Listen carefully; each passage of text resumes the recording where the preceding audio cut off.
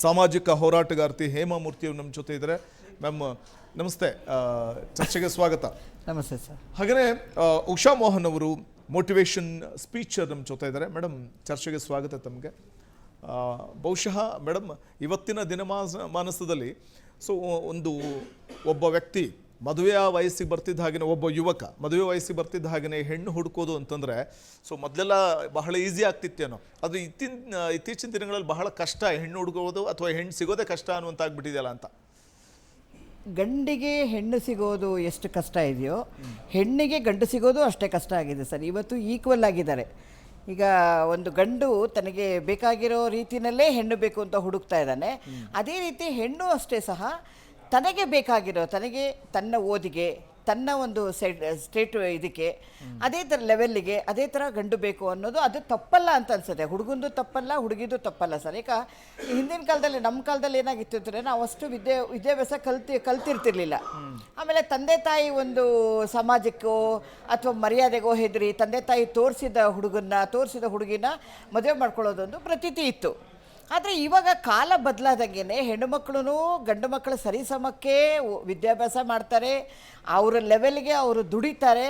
ಆ ಥರ ಅಂದಾಗ ನಮ್ಮ ಲೆವೆಲ್ಗೆ ಬೇಕಾಗಿರೋ ಹುಡುಗ ಬೇಕು ಅಂತ ಹುಡುಗಿ ಬಯಸ್ತಾಳೆ. ಹುಡುಗಗೂ ಅಷ್ಟೇ ತನ್ನ ಒಂದು ಕಾಲ ಮೇಲೆ ನಿಂತ್ಕೊಂಡು ಅವನು ವಿದ್ಯಾಭ್ಯಾಸ ಕಲ್ತಿರ್ತಾನೆ, ಅವನು ಸಾಕಷ್ಟು ದುಡಿತಾ ಇರ್ತಾನೆ. ಅದೇ ರೀತಿ ನನಗೂ ನನ್ನ ಸರಿಸಮಕ್ಕೆ ಇರೋ ಒಂದು ಹೆಣ್ಣು ಬೇಕು. ಹಾಗಂತ ಅವನು ಡಬಲ್ ಗ್ರ್ಯಾಜುಯೇಟ್ ಓದ್ಬಿಟ್ಟು SLC ಹುಡುಗಿನ ಅವನು ಯಾವತ್ತೂ ಮದುವೆ ಮಾಡ್ಕೊಳ್ಳಲ್ಲ. ಅದೇ ರೀತಿ ಹುಡುಗಿ ಡಬಲ್ ಗ್ರ್ಯಾಜುಯೇಟ್ ಆಗಿ SLC PUC single graduate degree ಮಾಡ್ಕೊಂಡಿರೋ ಹುಡುಗನ್ನು ಮದುವೆ ಮಾಡ್ಕೊಳ್ಳೋಕೆ ಒಪ್ಕೊಳ್ಳಲ್ಲ. ಈ ಹುಡುಗ ಹೇಗೆ ಡಿಮ್ಯಾಂಡ್ ಇರ್ತಾನೆ, ಅವನು MBA MCom MSc BE ಮಾಡ್ಕೊಂಡಿರೋದು, ತನಗಿಂತ ತನ್ನಷ್ಟೇ ಓದಿರಬೇಕು ಅಂತ ಅವನು ಹೆಂಗೆ ಬಯಸ್ತಾನೋ, ಈ ಹುಡುಗಿನೂ ಅಷ್ಟೇ ನನ್ನಷ್ಟೇ ಓದಿರಬೇಕು, ನಾನು MBA ಮಾಡಿದ್ದೀನಿ, MBA ಬೇಕಾಗಿರೋ ಹುಡುಗನೇ ಬೇಕು, ಅಥವಾ MSc MCom ಡಬಲ್ ಡಿಗ್ರಿ ಹುಡುಗನೇ ಬೇಕು ಅಂತ ಬಯಸೋದ್ರಲ್ಲ. ಅದು ತಪ್ಪು ಅಂತ ಯಾರಿಗೂ ಅನ್ಸೋದಿಲ್ಲ ಸರ್. ಯಾಕಂದರೆ ಮುಂದೆ ಬಾಳಿ ಬದುಕಬೇಕಾಗಿರೋ ಅವರಿಬ್ಬರು. ಇದೆಲ್ಲ ಸ್ಟೇಟಸ್ ಎಲ್ಲ ಬರೋದಿಲ್ಲ. ವಿದ್ಯಾವಂತರಾಗಿ ವಿದ್ಯೆ ಕಲಿತು ವಿದ್ಯಾವಂತರಾಗಿ ಚೆನ್ನಾಗಿ ದುಡಿತಾ ಇರೋ ಹೆಣ್ಣು ಮಕ್ಕಳಾಗಲಿ ಗಂಡು ಮಕ್ಕಳಾಗಿ ತಮ್ಮ ಸರಿ ಸಮಾನಕ್ಕೆ ಹುಡುಗಿ ಬೇಕು ಅನ್ನೋದು ತಪ್ಪಲ್ಲ ಅಂತ ನನ್ನ ಅಭಿಪ್ರಾಯ. ಉಷಾ ಮೋಹನ್ ಅವರು, ಬಹುಶಃ ಈ ಲಕ್ಷ ಸಂಬಳ ಇದ್ರೂ ಕೂಡ ಸ್ವಂತ ಮನೆ ಇಲ್ಲ ಅಂತಂದರೆ ಮದುವೆಗೆ ಬಹುಶಃ ಹುಡುಗನನ್ನು, ಅಂದರೆ ಹುಡುಗ ಮದುವೆಗೆ ರೆಡಿಯಾಗಿದ್ರು ಕೂಡ ಸ್ವಂತ ಮನೆ ಇದ್ರು ಕೂಡ, ಅಥವಾ ಆತ ಲಕ್ಷ ಸಂಬಳ ತೊಗೊತಾ ಇದ್ರು ಸ್ವಂತ ಮನೆ ಇಲ್ಲ ಅಂತಂದಾಗ ಅದಕ್ಕೂ ಹಿಂದೆ ಮುಂದೆ ನೋಡುವಂಥವ್ರು ಇದಾರಲ್ಲ ಅಂತ. ಈಗ ಆ್ಯಕ್ಚುಲಿ ಏನು ಇನ್ನೊಂದು ಟ್ರೆಂಡ್ ಆಗಿದೆ ಅಂದರೆ, ಹೆಣ್ಣು ಮಕ್ಕಳು ಮದುವೆ ಆಗೋಕ್ಕಿಂತ ಮುಂಚೆ ಗಂಡನ ಹತ್ರ ಸ್ವಂತ ಮನೆ ಇದೆಯಾ, ಸ್ವಂತ ಕಾರ್ ಇದೆಯಾ, ಸ್ವಂತ ಬ್ಯಾಂಕ್ ಬ್ಯಾಲೆನ್ಸ್ ಇದೆಯಾ, ಅದ್ರ ಜೊತೆಯಲ್ಲಿ ಅವರಿಗೆ ನ್ಯೂಕ್ಲಿಯರ್ ಫ್ಯಾಮಿಲಿ ಬೇಕು. ಅತ್ತೆ ಮಾವ ಪಕ್ಕದಲ್ಲಿ ಇರೋದು ಬೇಡ ಅವ್ರಿಗೆ, because they want privacy. So ಅವರು ಈಗಿನ ಹೆಣ್ಣುಮಕ್ಕಳು ತುಂಬ ಚೆನ್ನಾಗಿ ಓದಿದ್ದಾರೆ. ಬಟ್ ನಮಗೆ ಏನು ಅದು ಅನಲೈಸ್ ಮಾಡ್ತಾ ಇದ್ದೀವಿ ಅಂದರೆ, ಹೆಣ್ಣು ಮಕ್ಕಳು ಚೆನ್ನಾಗಿ ಓದಿದ್ದಾರೆ ಅಂದರೆ why they are expecting all this thing, ಯಾಕೆ ಇದನ್ನು ಎಕ್ಸ್ಪೆಕ್ಟ್ ಮಾಡ್ತಿದ್ದಾರೆ? ಯಾಕಂದ್ರೆ ಅವರು ಮಾಡ್ಬೋದು. ಈಗ ನಮ್ಮ ಕಾಲದಲ್ಲಿ ನಾವು ಮದುವೆ ಆಗಿರೋದು ಹೇಗೆ ಅಂದರೆ, 1986 ನಾವು ಮದುವೆ ಆಗಾಗ ನಮಗೆ ಸದ್ಯ ಗಂಡ ಅವಾಗ 4,000 ರೂಪಾಯಿ ಸಂಬಳ. ಅವಾಗ ನಾವು ಸ್ವಂತ ಮನೇನೂ ನೋಡಿಲ್ಲ, ಗಾಡಿ ಬಿಟ್ಬಿಟ್ಟು ಆಟೋನೂ ನೋಡಿಲ್ಲ ನಾವು ಸರಿಯಾಗಿ, ಬಸ್ಸಲ್ಲೇ ಟ್ರಾವೆಲ್ ಮಾಡಬೇಕಾದಂಥ ಪರಿಸ್ಥಿತಿ ನಮ್ದು ಅವಾಗಿತ್ತು. ಒಂದು ನಮ್ಮ ಮನೆ ಕನಸು ಆಗ್ಬೇಕಂದ್ರೆ 17 ವರ್ಷ ತಗೊಂತು ಒಂದು ಮನೆ ಕನಸು ಆಗ್ಬೇಕಂದ್ರೆ ನಮ್ಮ ಇದರಲ್ಲಿ. ಇವತ್ತಿನ ಜನ್ರೇಷನ್ ಹೇಗಿದೆ ಅಂದರೆ, ಹುಡುಗಿ ಫಸ್ಟ್ ಆಫ್ ಆಲ್ ಲವ್ ಮಾಡೋಕ್ಕಿಂತ ಮುಂಚೆ ಈಗ ಜಾಸ್ತಿ 80% ಲವ್ ಮ್ಯಾರೇಜ್ ಆಗ್ತಾ ಇದೆ. 20% to 30% ಬರೀ ಅರೇಂಜ್ ಮ್ಯಾರೇಜ್ ಆಗ್ತಿದೆ. ಯಾಕಂದ್ರೆ ಹುಡುಗನಿಗೆ ಹುಡುಗಿ ಸಿಗ್ತಿಲ್ಲ, ಹುಡುಗನ ಸಿಗ್ತಿಲ್ಲ. ಬಟ್ ಇವಾಗ ಹೇಗಾಗಿದೆ ಟ್ರೆಂಡ್ ಅಂದರೆ, ಆ ಹೆಣ್ಣು ಮಗಳು ಆಕೆಗೆ ಅವನ ಹತ್ರ ಏನಿದೆ, ಅವನಿಗೆ ಎಷ್ಟು ಎಕರೆ ಜಾಗ ಇದೆ ಊರಲ್ಲಿ, ಏನೆಲ್ಲ ಅವನಿಗೆ ಸ್ವಂತ ಮನೆ ಇದೆ, ಅವ್ನಿಗೆ ಎಷ್ಟು ಆಲ್ಮೋಸ್ಟ್ ಅರ್ನ್ ಮಾಡ್ತಿದ್ದಾನೆ, even they are cross checking salary slip. ಅಲ್ಲ, ಅದು ಸಹಜನೇ ಅಲ್ವಾ ಮೇಡಮ್? ಈಗ ಕೊಟ್ಟ ನಮ್ಮ ಮನೆಯ ಹೆಣ್ಣು ಮಗಳು ಬೇರೆ ಹುಡುಗನ ಮನೆಗೆ ಹೋಗ್ತಾಳೆ ಅಥವಾ ಬೇರೆ ಒಂದು ಮನೆಗೆ ಹೋಗ್ತಾಳೆ, ಅಲ್ಲಿ ಸಂಸಾರ ನಿಭಾಯಿಸ್ತಾಳೆ ಅಂತಂದಾಗ ಸುಖವಾಗಿರ್ಬೇಕು ಅಂತ ಹೆಣ್ಣೆತ್ತವ್ರು ಬಯಸೋ ತಪ್ಪೇ ಅಲ್ಲ, ತಪ್ಪೇನಿಲ್ಲ. ಬಟ್ ಆದ್ರೆ ಕಷ್ಟಪಟ್ಟರೆ ಸ್ವಲ್ಪ ಫಲ ಸಿಗೋದು, ಕಷ್ಟಪಡದೆ ನಾವು ಫಲ ಸಿಗ್ಬೇಕಂದ್ರೆ ಅದು ಇಸ್ ರಾಂಗ್ ಆ್ಯಕ್ಚುಲಿ. ಹೆಣ್ಣಾಗ್ಲಿ ಗಂಡಾಗ್ಲಿ ಎರಡು ತೂಕ ಹಿಂಗೆ ಇರಬೇಕಿದು. ಗಂಡನಿಗೇನೋ ಅಷ್ಟೇ.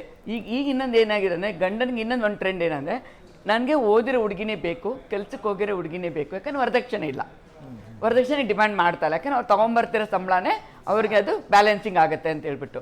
ಇನ್ನೊಂದು ಹೊಸ ಟ್ರೆಂಡ್ ಈಗ ನನಗೆ ಬಂದಿರೋ ಕೇಸ್ಗಳು ಹೇಗಿರುತ್ತೆ ಅಂದರೆ, ಗಂಡ ಹೆಂಡತಿ ಇಬ್ಬರು ಚೆನ್ನಾಗಿ ಓದಿರ್ತಾರೆ, ಚೆನ್ನಾಗೆಲ್ಲ ಸಂಪಾದನೆ ಮಾಡಿರ್ತಾರೆ, ಎಲ್ಲ ಇರ್ತಾರೆ. ಶಾಪಿಂಗ್ ಅಂತ ಹೋದಾಗ ಆಕೆ ಬಟ್ಟೆಗೆ ಆಕೆಗೆ ಏನು ಬೇಕು ಆಕೆ ಸ್ಪೆಂಡ್ ಮಾಡ್ಕೋಬೇಕು, ಅವನೇನು ಕೊಡೋದಿಲ್ಲ ಅವನು.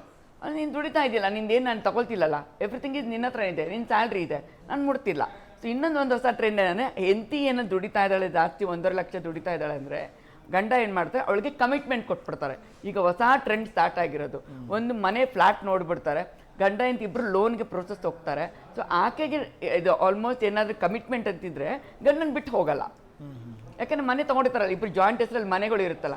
ಈಗ ಹೆಣ್ಣು ಮಕ್ಕಳಿಗೆ ನನ್ನ ಮ್ಯಾಂಗ್ಳೂರಿನ್ಸಲ್ಲಿ ನಾನು ಹೇಳಬಾರ್ದು, ನನ್ನ ಕೆಲವೊಂದು ನನ್ನ ದೂರದ ರಿಲೇಷನ್ಶಿಪ್ ನನಗೆ ರಿಲೇಟಿವ್ಸ್ನಲ್ಲಿ ಕೇಳಿದಾಗ, ಏನಮ್ಮ ಇಂಥ ಹುಡುಗ ಬೇಕು ನಿನಗೆ, ನಿನ್ನ ತಾಯಿ ತಂದೆ ಹುಡುಗ ನೋಡಿ ನೋಡಿ ಸಾಕಾಗೋಗಿದೆ ಅಂದರೆ, ಮಾಮಿ ನೀವೇನಾದ್ರು ಗಂಡು ನೋಡೋಂಗಿದ್ರೆ ಅವನಿಗೆ ತಿಂಗಳಿಗೆ 2 ರಿಂದ 3 ಲಕ್ಷ ಅಲ್ಲ ನನಗೆ ಬೇಕಾಗಿರೋದು, ಅಬ್ರಾಡಲ್ಲಿ ಇರೋಂಥ ಹುಡುಗ ನನಗೆ 10 ರಿಂದ 15 ಲಕ್ಷ ಇರೋಂಥ ಸಂಬಳ ಬೇಕು. ಅದರಲ್ಲಿ ಒಂದು ಕೆಲವು ಟರ್ಮ್ಸ್ ಅಂಡ್ ಕಂಡೀಷನ್ಸ್ ಇದೆ. ಮನೆಗೆ ತಂದೆ ತಾಯಿಗೆ ದುಡ್ಡು ಕಳಿಸ್ಬಾರ್ದು, ಎಷ್ಟು ಬೇಕು ಅಷ್ಟೇ ಕಳಿಸ್ಬೇಕು. ಆಮೇಲೆ ನಾನು ಹೇಳ್ದೆ ದುಡ್ಡು ಕಳ್ಸಂಗೆ ಇಲ್ಲ, ಅಂದ್ರೆ ಎಷ್ಟು ಬೇಕು ಅಷ್ಟೇ, ಅಂದ್ರೆ 6 ತಿಂಗಳಿಗೆ ಒಂದ್ಸಲನ ಆ ಥರ ಇರಬೇಕು.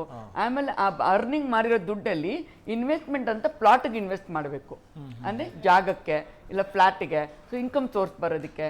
ಸೊ ನನ್ನನ್ನು ವರ್ಕ್ ಹೋಗೋದಕ್ಕೆ ಕೇಳಬಾರ್ದು. ಅವಾಗ ನಾನು ಆಕೆಗೆ ಒಂದು ಪ್ರಶ್ನೆ ಕೇಳಿದೆ, ನೀನು 10 ಎಕ್ಸ್ಪೆಕ್ಟ್ ಮಾಡ್ತಿದ್ದೆ ಅಂದರೆ ನಿನ್ನ ಹುಡುಗನ 10 ಎಕ್ಸ್ಪೆಕ್ಟ್ ಮಾಡ್ತಾನೆ ಏನು?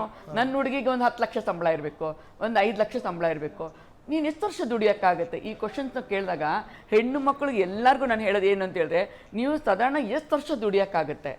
ಆಲ್ಮೋಸ್ಟ್ 45 ಇಯರ್ಸ್ ನೀವು ದುಡಿಯೋಕ್ಕಾಗುತ್ತೆ. ಅದ ನಂತರ ಒಂದು ಮಗು ಅಂತ ಆದಮೇಲೆ ಮಕ್ಕಳ ಮೇಲೆ ಗಮನ ಕೊಡಬೇಕು. ಸೊ ದಯವಿಟ್ಟು ಏನು ಎಕ್ಸ್ಪೆಕ್ಟ್ ಮಾಡಬೇಡಿ, ಅದಾಗೆ ತಾನಾಗೆ ಎಲ್ಲ ಚೆನ್ನಾಗಿ ಬರುತ್ತೆ.